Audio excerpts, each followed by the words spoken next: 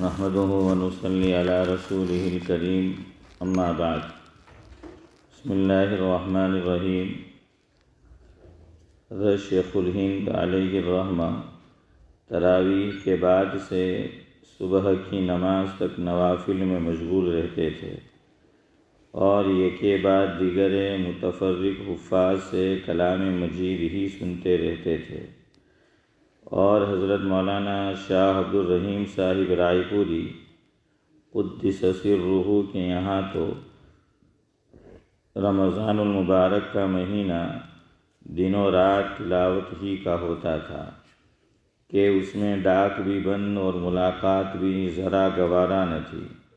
بعض مخصوص خدام کو صرف اتنی اجازت ہوتی تھی کہ تراویح کے بعد جتنی دیر حضرت سادی چائے کے 1-2 فنجان نوش فرمائیں اتنی دیر حاضر خدمت ہو جایا کریں۔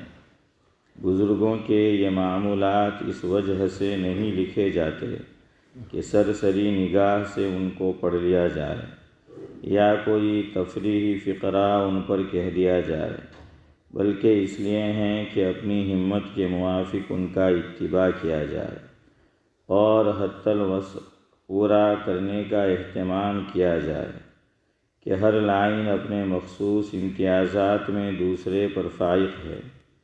جو لوگ دنیاوی مشاغل سے مجبور نہیں ہیں، کیا ہی اچھا ہو کہ 11 مہینے ضائع کر دینے کے بعد 1 مہینہ مر مٹنے کی کوشش کر لیں۔ ملازم پیشہ حضرات جو 10 بجے سے 4 بجے تک دفتر میں رہنے کے پابند ہیں، اگر صبح سے 10 بجے تک کم از کم رمضان المبارک کا مبارک مہینہ تلاوت میں خرچ کر دیں تو کیا دقت ہے؟ آخر دنیاوی ضروریات کے لیے دفتر کے علاوہ اوقات میں سے وقت نکالا ہی جاتا ہے، اور کھیتی کرنے والے تو نہ کسی کے نوکر، نہ اوقات کے تغیر میں ان کو ایسی پابندی کہ اس کو بدل نہ سکیں یا کھیتی پر بیٹھے بیٹھے تلاوت نہ کر سکیں، اور تاجروں کے لیے تو اس میں کوئی دقت ہی نہیں کہ اس مبارک مہینے میں دکان کا وقت تھوڑا سا کم کر دیں یا کم از کم دکان ہی پر تجارت کے ساتھ تلاوت بھی کرتے رہا کریں کہ اس مبارک مہینے کو کلام الہی کے ساتھ بہت ہی خاص مناسبت ہے۔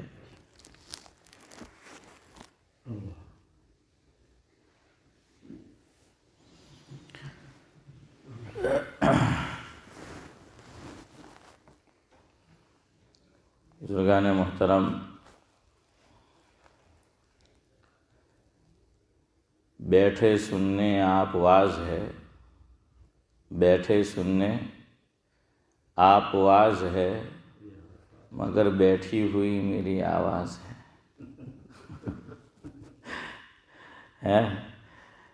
حنیف بھائی آمین۔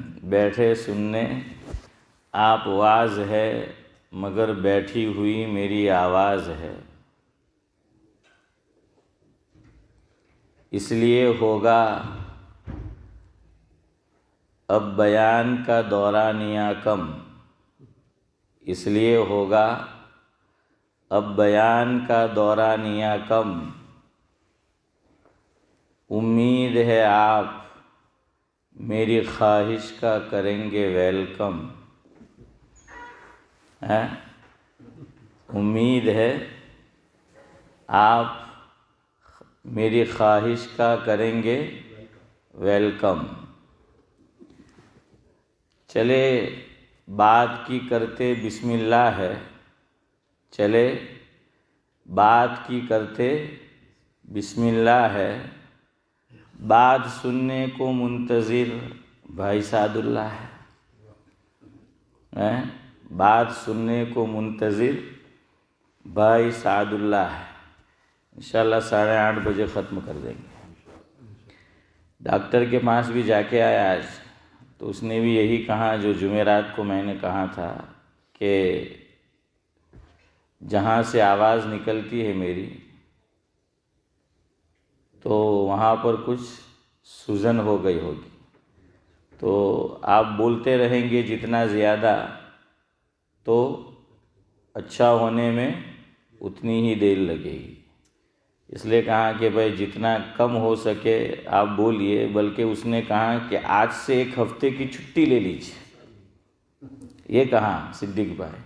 मैंने कहा आप छुट्टी की बात करते हो, आज से डबल ड्यूटी है इस्माइल चाचा। मैंने कहा तुम छुट्टी की बात करते हो, आज से डबल ड्यूटी है, हमारे इमाम साहब छुट्टी पर। तो बहरहाल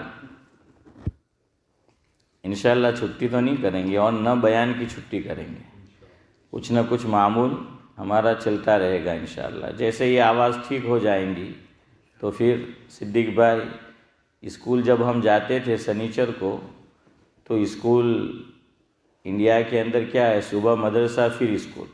यहाँ पहले स्कूल फिर मदरसा, કે બધા સ્ટુડન્ટ થાકેલા દિમાગે આપણા પાસે આવે ને પછી આપણને થકવે।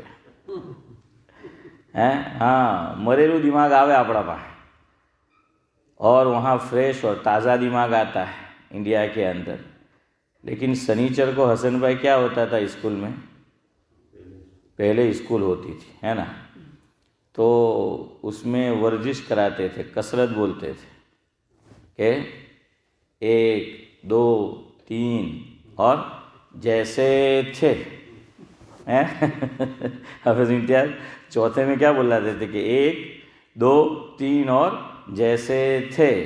तो इंशाअल्लाह हमारी आवाज़ भी अच्छी हो जाएगी, तो जैसे थे इंशाअल्लाह।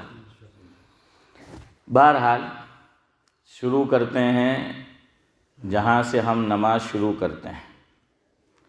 सबसे पहले हम नमाज शुरू करेंगे तो वो तो आप जानते हैं कि क्या चीज़ें ज़रूरी है, लेकिन हम यहाँ से शुरू करेंगे कि हम नमाज शुरू कर रहे हैं।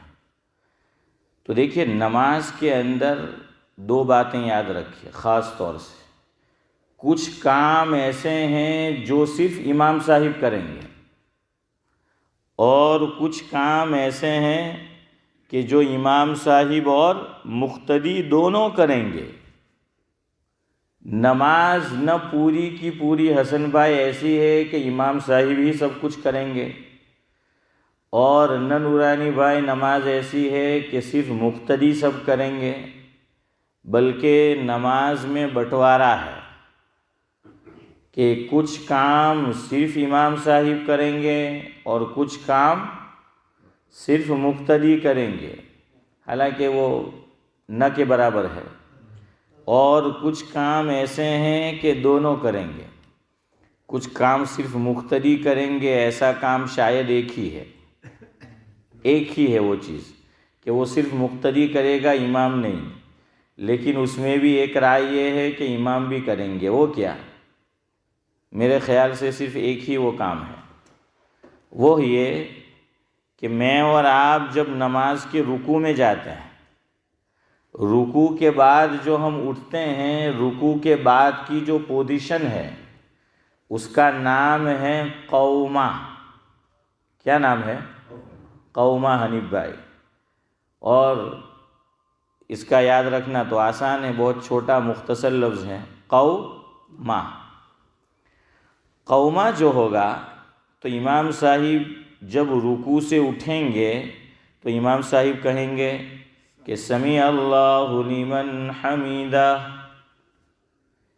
यहाँ याद रखिए हम में से बाज़ लोग कहते हैं सिद्दीक भाई समी अल्लाहु लिमन हमीदा, ये हमीदा नहीं है, वो तो घर में है तो है भाई अर्श कि ये हमीदा नहीं है, ये दाल के बाद हा है और छोटी हा, याद रखियो, हमीदा मत बोलना। समझ आया कि नहीं? तो क्या बोलेंगे?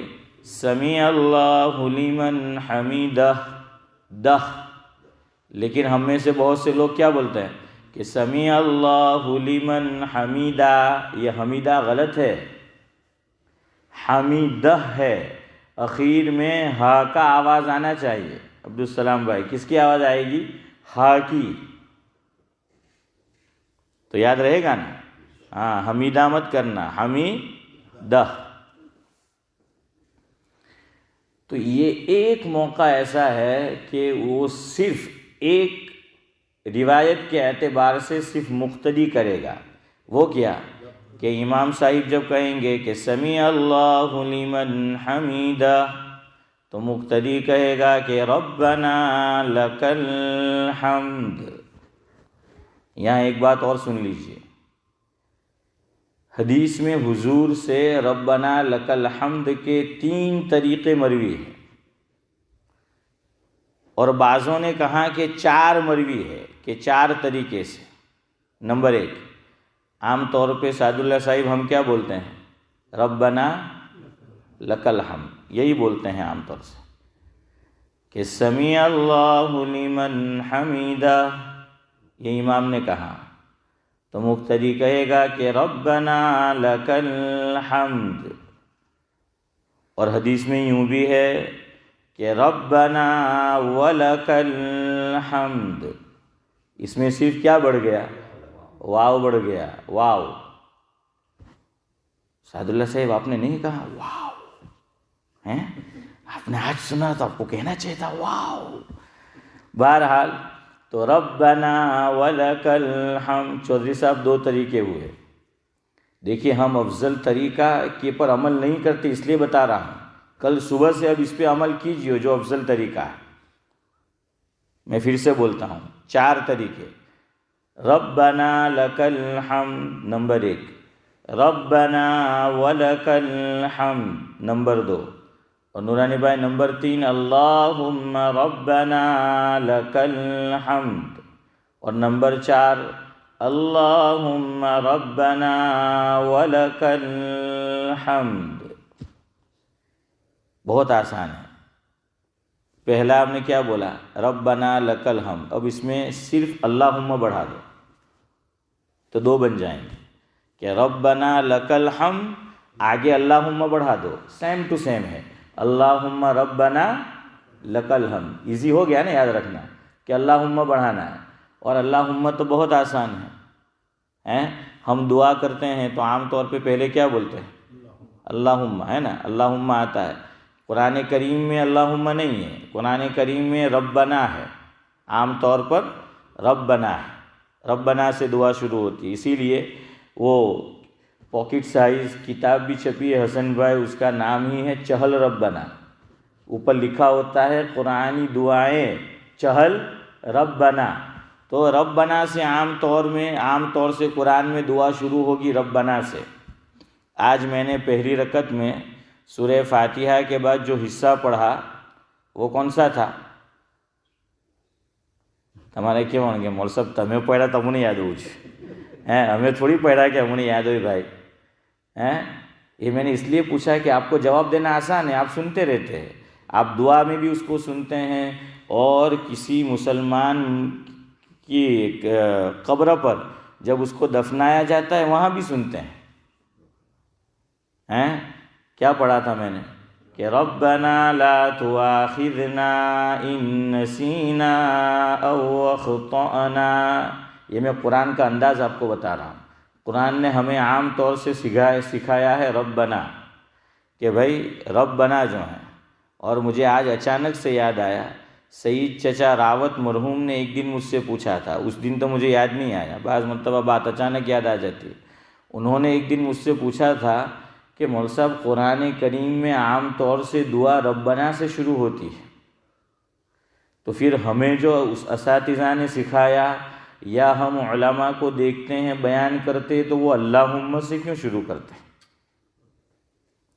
تو اس کی وجہ آپ کو چودھری صاحب کل انشاءاللہ بتائیں گے کہ اللہم سے کیوں. آج صرف اتنا سنو، قرآن کا انداز کیا ہے دعا کا؟ یاد رکھیے ربنا کا. اللہ نے کیا سکھایا؟ کہ ربنا. دیکھیے یہ ایک آیت آئی ہے، اس میں کئی جگہ ربنا ہے، کہ الگ الگ دعائیں ہیں. قرآن نے مجھے اور آپ کو تعلیم دی کہ ربنا سے شروع کرو، کہ ربنا لا تؤاخذنا ان نسینا او اخطأنا. دوسری دعا شروع ہو رہی ہے ربنا، پھر آیا ربنا ولا تحمل علينا اسرا. كما حملته على الذين من قبلنا. پھر ربنا کہ ربنا ولا تحملنا ما لا طاقة لنا به. اور اللہم احادیث میں آیا ہے، اور کئی جگہ احادیث میں نہیں آیا، علماء نے بڑھایا ہے. ہاں، دعا کے اندر علماء نے بڑھایا ہے. حدیث میں آیا، مثال ہم نماز میں روزانہ پڑھتے ہیں، ویسے وہی پڑھنا ضروری نہیں ہے، لیکن ہم عام طور سے حافظ امتیاز وہی پڑھتے ہیں. دعا آفٹر درود کون سی دعا پڑھتے ہیں؟ آیا نا کہ اللہم انی ظلمت نفسی ظلما کثیرا. تو اس میں کہاں سے حسن بھائی شروع ہوا؟ لفظ اللہ سے. دیکھیں یہ حدیث میں ہے یہ دعا، تو حضور سے بھی مروی ہے اللہم، کہ اللہم انی ظلمت. اور میں نے اپنے بعض اکابر کو دیکھا کہ وہ دونوں کو شامل کرتے ہیں. تو میں بھی کبھی دعا میں جہری دعا بھی کراتا ہوں، آپ سنتے ہیں کہ اللہم ربنا، ہم یوں کہہ دیتے ہیں پھر، حالانکہ وہاں اللہم مروی نہیں ہے، نہیں آیا ہے، لیکن ہم نے اپنے اکابر کو دیکھا کہ وہ لفظ اللہم بڑھاتے تھے، اور بڑھانے میں کوئی حرج نہیں ہے، معنی کے اندر بھی بلکہ اچھا معلوم ہوتا ہے. اللہ کا نام ایک ذاتی نام بھی آ جاتا ہے اور صفتی نام بھی آ جاتا ہے. ربنا اللہ تعالیٰ کا ذاتی نام نہیں ہے، ربنا اللہ کا صفتی نام ہے. اچھا، اللہ، یہ لفظ اللہ جو ہیں یہ اللہ کا اسم ذات کہتے ہیں، اسم ذاتی، ریئل نیم ہے اللہ کا.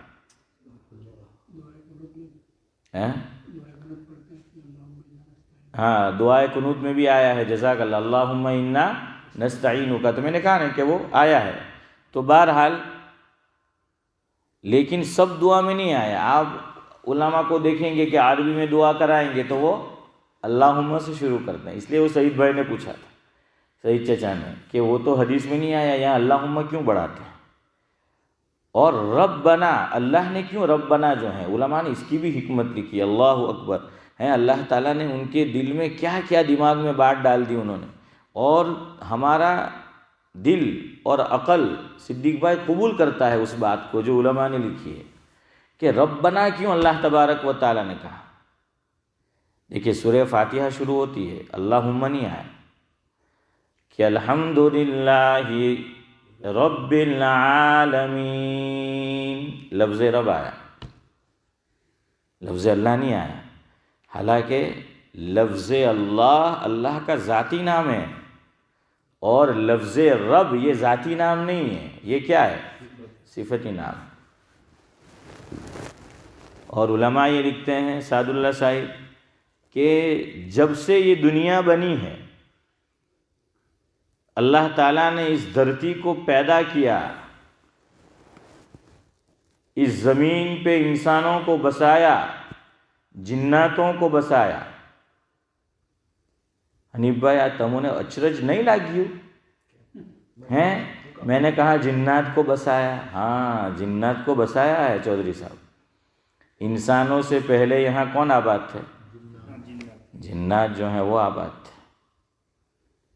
اسی لیے جب اللہ تعالیٰ نے فرشتوں سے کہا کہ میں انسانوں کو پیدا کرنے والا ہوں، آدم کو اور ابن آدم کو اسماعیل چچا پیدا کرنے والا ہوں، پہلے پارے میں سورہ بقرہ رکوع نمبر 1 2 3 4، رکوع نمبر 4 یہاں سے شروع ہوتا ہے کہ اس میں اللہ تعالیٰ نے فرشتوں کو بتایا کہ میں انسانوں کو پیدا کرنا چاہتا ہوں. تو فرشتے دیکھ چکے تھے کہ جنات نے اس سے پہلے کیا گل کھلائے ہیں، تو اس لیے انہوں نے کہا. قرآن اس کی تعبیر یوں کرتا ہے کہ وَإِذْ قَالَ رَبُّكَ لِلْمَلَائِكَةِ إِنِّي جَاعِلٌ فِي الْأَرْضِ خَلِيفَةً، کہ میں اپنا خلیفہ پیدا کرنے والا ہوں. تو فرشتوں نے کیا کہا کہ قَالُوا وَتَجْعَلُ فِيهَا مَن يُفْسِدُ فِيهَا يُفْسِدُ وَيَسْفِكُ الدِّمَاءَ. دو باتیں کہی ہیں فرشتوں نے کہ اے اللہ، ادب عرض کیا یہ اعتراض نہیں ہے، یہ اشکال نہیں ہے، بلکہ ادباً درخواست ہے۔ یاد رکھیو، فرشتے وہ اعتراض اور اشکال نہیں کرتے۔ 28واں پارہ، سورت کا نام ہے سورہ تحریم، اس کا پہلا رکوع جہاں ختم ہوتا ہے، آخر سے اوپر والی آیت اللہ تعالیٰ نے حنیف بھائی فرشتوں کی ایک صفت بتائی کہ لا یعصون اللہ ما امرہم ویفعلون ما یؤمرون، کہ فرشتے اللہ تعالیٰ کے کسی حکم کی حکم عدولی نہیں کرتے، نافرمانی نہیں کرتے، اللہ کے حکم کی خلاف ورزی نہیں کرتے، نہ وہ اعتراض کرتے ہیں، نہ وہ اشکالات کرتے ہیں میرے اور آپ کی طرح، بلکہ لا یعصون اللہ ما امرہم ویفعلون ما یؤمرون۔ تو اس لیے یاد رکھیو کہ نورانی بھائی یہ ادباً، یہ جملہ یاد رکھنا، ادباً اللہ سے عرض کیا ہے۔ کبھی بیٹا بھی باپ سے ایک بات کہتا ہے، આપણે ઇન્ડિયાથી હાશિમભાઈ આવલા સારું પ્રોબ્લેમ જ છે, આપણી ઓલાદ અહીંયા પેદા થઈ, હે સિદ્દીકભાઈ બોન્ઠે, આપણે ઇન્ડિયામાં આખું કલ્ચર જ અલગ। આપણે તો બાજી સિટિંગ રૂમમાં બેઠલા હોય તો વાડામાંથી ફરીને જાય રમવા હારું, હે ને અહીંયા હેલો બિંદાસ જાય, તેઓ કહેવા વગર પાછું, હે बिल्कुल ज़मीन आसमान का फ़र्क है। और हम तो माँ से तो कभी बोल भी देते थे, बाप से नेवर एवर, हैं ये तो जो है हो नहीं सकता। हाँ, कोई वालिद ऐसे भी होते थे जो बच्चों के साथ बहुत फ्री माइंड है ना, अपवाद तो हर जगह होता है, वरना आमतौर से हम दरख्वास्त माँ से करते थे। और जाहिर है कि होम मिनिस्टर रखेगी तो उस पर तो मोहर लगने वाली है। हाँ, तो उसमें तो कोई फिर है ही नहीं इस्माइल चचा दूसरी राय। अब यहाँ तो बच्चे हमें कह देते हैं तो हम लोग गुस्से हैं, तो मैंने हम बचियो, यू शाउटिंग मी, हैं कि तू मैंने। लेकिन बाज़ मरतबा हम बाद में गौर करें उसकी बात पे तो न उसने हमको शाउटिंग किया है, न वो सामने हुआ है, न कुछ नहीं, बस एक बात रखी। लेकिन यहाँ का कल्चर ऐसा है, यहाँ का माहौल ऐसा है, यहाँ वो इंग्लिश स्कूल के अंदर सरकारी स्कूल में गया है, वहाँ मिलना जुलना दोस्तों से होता है, कल्चर ही यहाँ का ऐसा है। लेकिन हमारा कल्चर दूसरा होता है चौधरी साहब, तो आपड़ो पीतो तो पानी थे जाए हसन भाई, हैं। हाँ, સારું કે અહીંયા 999 છે, નહીં તો જેટલા આપણને ત્યાં ટીપેલા ને આપણે એટલા જ અહીંયા ટીપતે લોકોને। તો हो गया टाइम, जज़ाकल्लाह। यही तो प्रॉब्लम है, 15 मिनट बाद तो हमारी गाड़ी जो है मोटरवे पे आती है। लेकिन एक सवाल ये है, क्या आपने 4 दफ़ा रब्बना के बारे में, उसका मकसद कुछ, उसका मानी कुछ और है क्या, कि फ़र्क है मानी में? रब्बना तक़ब्बल, कुछ फ़र्क नहीं है, सिर्फ वाव बढ़ा तो वाव का माना और होता है। रब्बना लकल हम, इसका माना है कि ए हमारे रब, हम तेरी ही तारीफ़ करते हैं, सारी तारीफ़ तेरे लिए हैं। ये किसका तर्जमा हुआ? रब्बना लकल हम, और रब्बना वलकल हम सेम इसका मीनिंग है, सिर्फ क्या बढ़ जाएगा और आप आ जाए दूसरे सादुल्ला साहिब, आपने सवाल किया तो है अल्लाहुम्मा रब्बना लकल हम, और चौथा है अल्लाहुम्मा रब्बना वलकल हम। तो अल्लाहुम्मा का माना कि या रब, ये अल्लाहुम्मा का माना है। हम बोलते हैं ना या इलाही, सवाब के एतबार से बराबर है सब, क्या इसमें कुछ ज़्यादा? एक सवाल आपने पूछा है, वो तो ख़त्म करने दे मेरे बाप, हैं। हाँ, तो जो है वो एक पर एक फ्री है, ठीक है, लेकिन ख़त्म तो करने दे मुझे। बिल्कुल, मैं वही कहने वाला था, हैं। तो बहरहाल आप उतना तो सब्र करें जितना आपका निकाह हो रहा था, तो काजी साहब ने खुतबा ख़त्म करके जनाब आली से नाम लेके पूछा, उतना तो वक्त दीजिए मुझे, हैं। या वहाँ भी पहले ही बोल दिया था कबूल की, हैं इस्माइल चाचा, આપણે તો ઉતાની કે આપણને ખબર હોય, બાકી જોવા જેવો મંઝરો है તે। 1 मिनट चले, ठीक है, 1 मिनट, मैंने 5 मिनट बढ़ गई। बहरहाल आपके सवाल का जवाब देते चले, इंशाअल्लाह कल फिर दूसरी बात करेंगे। सादुल्ला साहिब ने 2 सवाल पूछे जल्दी जल्दी कि रब्बना लकल हम ربنا ولک الحمد، دو طریقے حدیث میں. تیسرا اللہم ربنا لک الحمد، چوتھا اللہم ربنا ولک الحمد. کیا بڑھا ہے؟ اللہ اور واو. تو واو کا ترجمہ تو آپ کو معلوم ہے. واو کا ترجمہ کیا؟ اور کہ اور اللہم کا ترجمہ میں نے آسانی کے لیے کیا. ہم دعا میں بولتے ہیں نا یا رب، اے خدایا، یا الہی، یہی اس کا معنی ہے. ہم جو بولتے ہیں نا خدایا، خدایا یعنی اے خدا، یہ جو یا آیا ہے نا آخر میں، اس کا معنی ہے اے خدایا، اے میرے خدا، اے میرے رب، یا خدا. تو وہی جو یا پیچھے لگا تھا اسے کہاں لایا؟ آگے لے آئے.